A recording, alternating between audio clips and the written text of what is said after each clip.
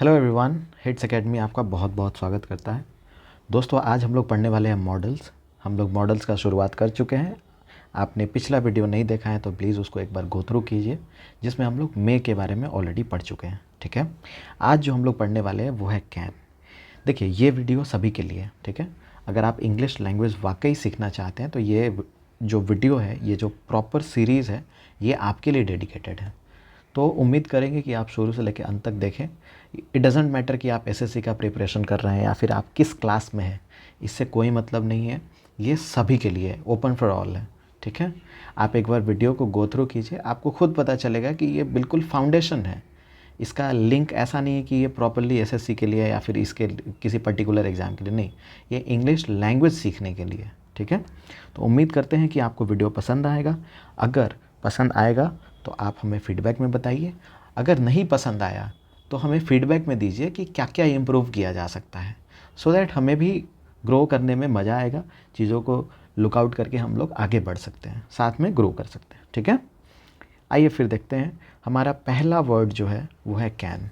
Can के बारे में ये पूरा का पूरा वीडियो रहने वाला है। ठीक है, इसके यूसेज को हम लोग पढ़ने वाले हैं। ठीक है, तो पहला यूसेज है कि जब मुझे एबिलिटी बतानी हो, ठीक है, चाहे वो फिज़िकल फॉर्म में हो, मेंटल हो या सर्कमस्टांशियल हो, तो हम लोग कैन का इस्तेमाल कर रहे होते हैं। ठीक है, जैसे लिखा हुआ है I can do this work, यहाँ पे साफ साफ कैन क्या बता रहा है, यहाँ पे एबिलिटी की बात कर रहा है। ठीक है, similarly I can speak English, यहाँ पर भी आप देखेंगे तो कैन हमें क्या बता रहा है, एबिलिटी की बात कर रहा है। ठीक है, तो ये तो आप जो जो एग्जांपल्स देख रहे हैं इसको गो थ्रू कीजिए। यहाँ से हमें साफ साफ पता चल रहा है कि कैन जो है वो एबिलिटी को शो कर रहा है, वो फिजिकल हो, मेंटल हो या सर्कमस्टांशियल हो। ठीक है, लेकिन मेरे मन में क्या सवाल आता है कि मेरा दिल कह रहा है कि नहीं यार, मैं कैन नहीं यूज़ करूँगा, मैं कोई दूसरा वर्ड यूज़ करना चाहता हूँ, तो फिर मैं कैसे यूज़ करूँगा। ठीक है, जैसे देखिए कैन जो है, एक एग्जांपल से समझते हैं। जैसे लिखा हुआ है she can pass the examination, यहाँ पे साफ साफ दिखा कि कैन की मदद से आपने एबिलिटी को तो बता दिया,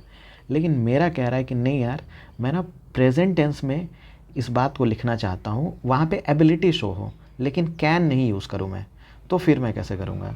तो उसके लिए आपको कुछ नहीं करना है, ये स्ट्रक्चर ध्यान रखना है। स्ट्रक्चर क्या कह रहा है कि इज़ एम आर और प्लस एबल टू आप लिख रहे होंगे। जैसे she can pass the examination में यहाँ पे एबिलिटी तो दिखी, जैसे आप इसको पढ़ेंगे she is able to pass the examination, तो यहाँ से ये पता चल रहा है कि बात वही है, एबिलिटी की ही बात हो गई, लेकिन एक्सप्रेस करने का तरीका क्या हो गया, अलग हो गया।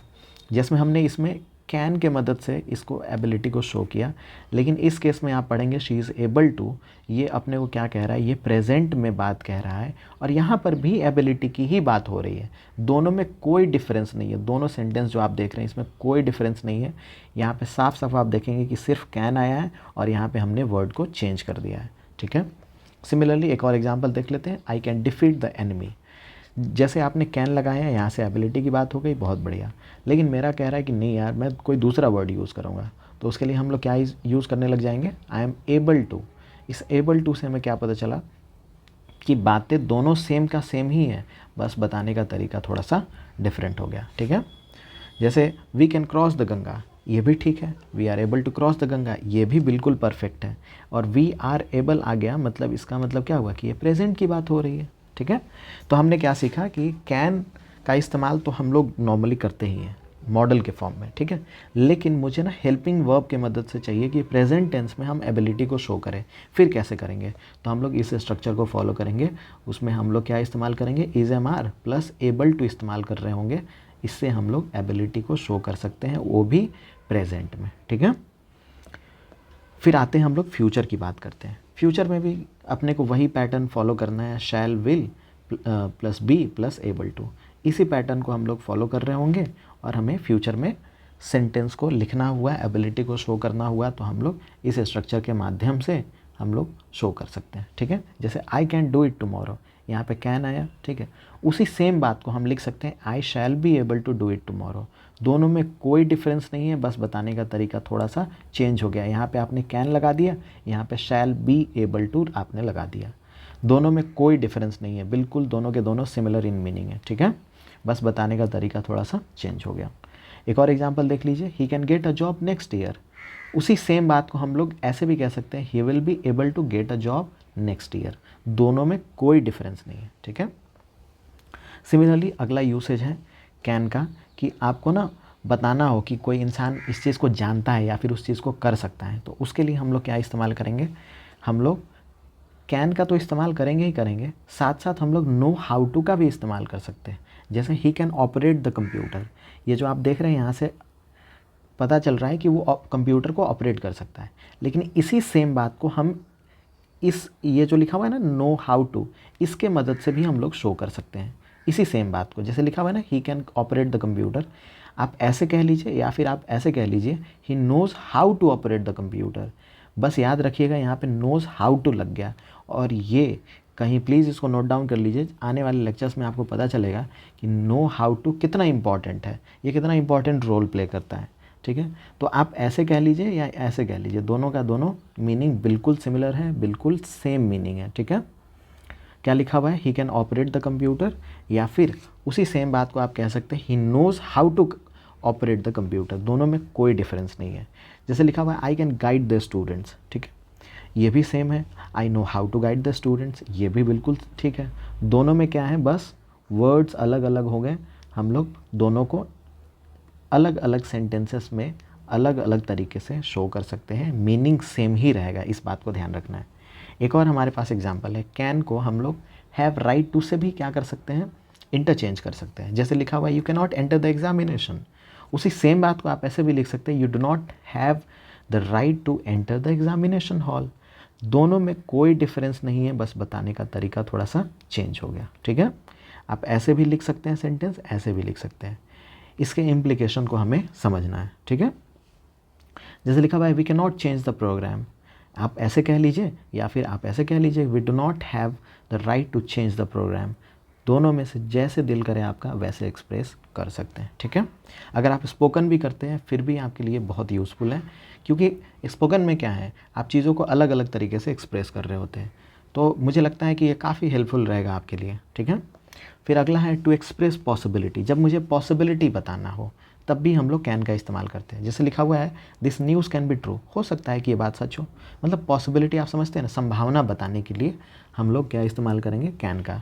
इसी तरीके से लिखा हुआ है this news can not be true, ये फिर से पॉसिबिलिटी बता रहा है कि ऐसे कैसे बिल्कुल सच हो ही नहीं सकता है ना। फिर लिखा हुआ है man can make mistakes, yes high chances है कि इंसान से गलती हो सकती है, ठीक है। फिर आगे देखते हैं टू एक्सप्रेस परमिशन, जब आपको परमिशन एक्सप्रेस करना हो तब भी आप कैन का इस्तेमाल कर सकते हैं। जैसे यू कैन स्टे हेयर, आप ऐसे कह लीजिए, और इसी बात को आप ऐसे कह लीजिए I allow you to stay here. दोनों में कोई डिफरेंस नहीं है, यहाँ पे आपने कैन के मदद से बता दिया, परमिशन को एक्सप्रेस किया, उसी सेम बात को यहाँ पे हमने वर्ब के मदद से बता दिया, ठीक है। यू कैन स्टे हेयर या फिर I allow you to stay here, दोनों में कोई डिफरेंस नहीं, बस बताने का तरीका थोड़ा सा डिफरेंट हो गया। फिर से आपने can I use your pen, यहाँ पर भी आपने परमिशन एक्सप्रेस किया, ठीक है। या फिर इसी बात को आप ऐसे भी कह सकते हैं am I permitted to use your pen. दोनों में कोई डिफरेंस नहीं है, इस बात को हमें ध्यान रखना है, ठीक है। कोई डिफरेंस नहीं है, इस बात को ध्यान रखना है, बस बताने का तरीका अलग अलग हो गया। जैसे you can go now, permission आप दे रहे हैं, आप इसी बात को लिख सकते हैं you are permitted to go now. याद रखिएगा इन सब का इस्तेमाल कब आएगा, जब आप स्पीच पढ़ रहे होंगे और वॉइस पढ़ रहे होंगे, तो उन सब जगह पे इसका बहुत ज़्यादा इस्तेमाल होता है। प्लीज़ इन सब चीज़ों को ध्यान से देखिएगा, ठीक है। फिर लिखा हुआ है टू एक्सप्रेस ऑफ़र या फिर रिक्वेस्ट, जब आपने ऑफ़र किसी को देना है या फिर रिक्वेस्ट करना है, उस केस में भी हम लोग कैन का इस्तेमाल करते हैं। जैसे can I bring you a chair to sit in, है ना। ये सेंटेंस से आप देख रहे हैं, आप किसी को ऑफ़र कर रहे हैं, क्या मैं आपके लिए चेयर ला दूँ, ऐसे आप कहते नहीं, एक्सप्रेस करते हैं। Can I carry your bag, तो ये क्या है, ये आप ऑफ़र कर रहे हैं, है कि नहीं। आपने मूवीज़ वगैरह में देखा रहेगा कि, है ना, जनरली लोग किसी को इम्प्रेस करने के लिए कहते हैं can I borrow coffee for you, इस तरीके से, तो वहाँ पर भी क्या है, वो ऑफ़र कर रहा है, ठीक है। इन सब चीज़ों का ध्यान रखना है। फिर अगला है to express phrasal use of can, can के मदद से हम लोग कैन को फ्रेजल यूज़ का भी हम लोग इस्तेमाल कर सकते हैं। जैसे लिखा हुआ है आई कांट हेल्प लाफिंग, जैसे कई बार कहते हैं नहीं यार ये मूवी इतनी फ़नी थी कि मेरे से हंसी रुकी ही नहीं, वही बात लिखा हुआ है आई कांट हेल्प लाफिंग, मतलब मूवी, है ना, कई मूवी हो या फिर कोई जोक हो जो बहुत आपको, है ना, बहुत हंसा ही दे, तो उस केस में आप कहते नहीं यार मेरे से हंसी रुक ही नहीं रही है, जैसे लिखा हुआ है शी कांट हेल्प सिंगिंग, मतलब कई बार आप ऐसा भी होता है अपने डे टू डे लाइफ में कि कई बार है ना हम लोग किसी गाने को सुनते हैं या फिर कोई म्यूज़िक बीट होता है जो आपको एकदम से आपको है ना मतलब झूम उठने वाला उसका इंटेंसिटी होता है, तो आप कहते नहीं शी कांट हेल्प सिंगिंग, मतलब इतना बढ़िया रिदम बन गया था कि वो आखिर में शी एंड अप सिंगिंग। ठीक है, तो फ्रेजल यूज़ भी हम लोग कर सकते हैं कैन का। आगे देखते हैं, जब मुझे हैबिट या फिर नेचर बताना हो तब भी हम किसका इस्तेमाल करेंगे, कैन का इस्तेमाल करेंगे। जैसे a pickpocket can not spare none, can spare none, मतलब कह रहा है कि जो पॉकेट है ना, पॉकेट मार लेते हैं जो चोर उचक्के होते हैं, तो वो ना किसी को छोड़ते नहीं है, उसका नेचर है ये। जैसे लिखा हुआ है a fraudster can't deceive anyone, can deceive anyone, जो धोखेबाज होता है वो किसी को भी धोखा दे सकता है, ये उसका नेचर है, उसका हैबिट है। ठीक है, फिर लिखा हुआ है टू एक्सप्रेस पर्पस, जब आपको पर्पस बताना हो, जैसे I read this book so that I can learn English correctly, आप पर्पस यहाँ बता रहे हैं, मैं इस बुक को इसलिए पढ़ रहा हूँ ताकि इंग्लिश का है ना यूसेज हम बहुत बढ़िया से सीख पाएँ। जैसे आप इस वीडियो को देख रहे हैं तो आप ऐसे भी कह सकते हैं I am watching this video so that I can learn English correctly, आप ऐसे भी कह सकते हैं। मतलब जब आपको किसी चीज़ के वजह से क्या उसका प्रभाव पड़ेगा उसको जब बताना हो, पर्पस बताना हो, तब भी हम लोग कैन का इस्तेमाल कर रहे होंगे। जैसे हमारे पेरेंट्स कहते नहीं है we work hard so that our children can become good citizen, या फिर है ना गुड स्टूडेंट्स, आप ऐसे भी कह सकते हैं। या फिर आपको हमारे पेरेंट्स इतना मेहनत करते हैं ताकि हमें सो दैट सारी फैसिलिटीज़ वो अवेल करा पाएँ, है कि नहीं। तो जब आपको पर्पस बताना हो तब भी हम लोग कैन का इस्तेमाल कर रहे होंगे। ठीक है, फिर अगला है टू एक्सप्रेस थियोरेटिकल पॉसिबिलिटी, जब मुझे पॉसिबिलिटी बताना हो, थियोरेटिकल पॉसिबिलिटी बताना हो, एक एग्जांपल से आप खुद समझ जाएंगे। एनीबॉडी कैन मेक मिस्टेक्स, कोई भी इंसान से गलती हो सकती है, बिल्कुल सही बात है ना, इंसानों से ही गलती होती है कि नहीं। इलेक्ट्रिसिटी कैन बी डेंजरस, ऐसा हम लोग कहते नहीं है कि अगर इसका यूसेज है हमारे डे टू डे लाइफ में अगर हेल्पफुल है तो वो डेंजरस भी हो सकता है, उसी को हम लोग थियोरेटिकल पॉसिबिलिटी कहते हैं। ठीक है, जैसे लिखा है ना पेट्स कैन बी ट्रबलसम, हर बार आपको कोई ज़रूरी थोड़े है कि आप किसी पेट को पाले हुए हैं तो आपके लिए मज़ा ही आ जाए, ऐसा थोड़ी होता है। कई बार आपके लिए बहुत ट्रबलसम भी हो जाता है, कई बार आपको बहुत परेशानी में भी डाल सकता है। ठीक है, उसी बात को हम लोग कैन के मदद से एक्सप्रेस कर सकते हैं। आई रियली होप यहाँ तक आपको वीडियो समझ आया होगा, चीज़ें समझ आई होंगी। अगर समझ आई होंगी तो अब हम लोग का प्रैक्टिस टाइम आ चुका है। आपको आपके सामने स्क्रीन पे कुछ क्वेश्चंस गिवन है, आपको कमेंट सेक्शन में बताना है इसका आंसर क्या होगा। ठीक है, नेक्स्ट वीडियो में हम लोग इसके आंसर को डिस्कस करेंगे।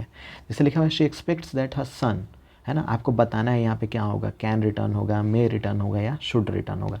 इस तरीके से आपको आंसर बताना है कमेंट सेक्शन में। ठीक है, उम्मीद करेंगे कि आप आंसर देंगे। ठीक है, देखिए ये कुछ क्वेश्चंस हैं, प्लीज़ आप वीडियो को पॉज करके देखिए और आंसर नीचे कमेंट सेक्शन में प्लीज़ बताइए। ठीक है, सो दैट मुझे भी आइडिया लग जाएगा कि आपको समझ आ रहा है या नहीं आ रहा है कि नहीं। ठीक है, उम्मीद करते हैं कि वीडियो आपको हेल्पफुल रहा होगा, समझ आया होगा, चीज़ें समझ आई होंगी, कॉन्सेप्ट्स अच्छे तरीके से आपने समझा होगा। मिलते हैं नेक्स्ट वीडियो में, समय देने के लिए बहुत बहुत धन्यवाद। अगर आपका किसी प्रकार का सुझाव है तो प्लीज़ कमेंट सेक्शन में बताइए, मेरा पूरा प्रयास रहेगा उसको जल्दी से जल्दी सुधारा जाए। थैंक यू सो मच, मिलते हैं नेक्स्ट वीडियो में, बहुत बहुत धन्यवाद।